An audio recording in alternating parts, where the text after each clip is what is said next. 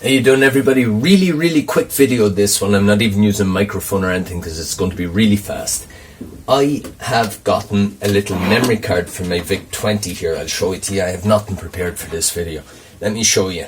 Whoa. This guy here. And it's an expansion card that does all the expansions and all the rest, because what I want to do is I want to make a little video showing how to load up different stuff on your VIC-20. Now, the memory card wouldn't work right for me, and the reason for it was this. After poking around with this thing for a couple of days now at this stage, and I have finally figured out what the heck was wrong, what was making my little memory expansion not behave right. I could only get like 6,000 odd bytes out of it instead of 28,000, and the reason for it came down to these two chips here.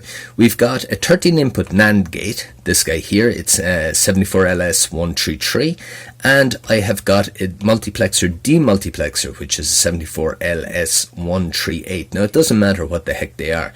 The way they work is this: we've got pin 14 on both of them joined together, and pin 14 then is going on to pin 10 on the expansion port, and that way pin 10 is brought high and low or whatever, and it can access the memory on the card.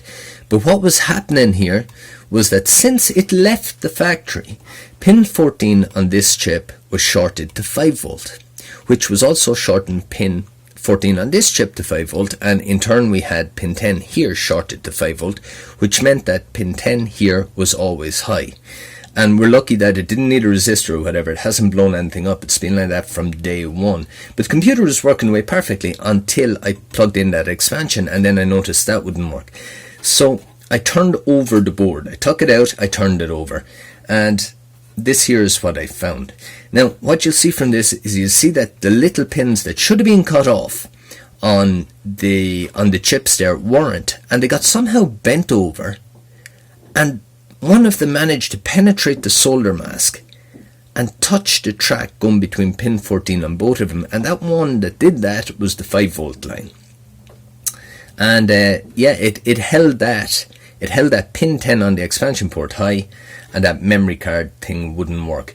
So once I managed to break that little pin off a bit, everything is working away again perfectly now. So I just thought I'd make this quick little video just to show you that when you buy something from somebody, it's not necessarily the person that sold the thing to you that is at fault. It can be the old system that you have is at fault. I mean, there was no way you would ever know there was a problem with this until you put in a memory expansion. It works great with cartridges, it worked great with tapes, with floppy disk drive, with everything I threw at it worked until I put in a memory expansion, and I got part of that to work but not the whole thing. So there you go. That's the problem I had. That's how I fixed it. It was a real quick fix. When I found it, it took about 3 seconds. To find it took me the best part of about 7 hours. So there you go, just so you know, because I'm not great at this kind of debug stuff, but if I can do it, anyone can do it. And it's something that's good to be aware of as well. There you go. Okay, talk to you.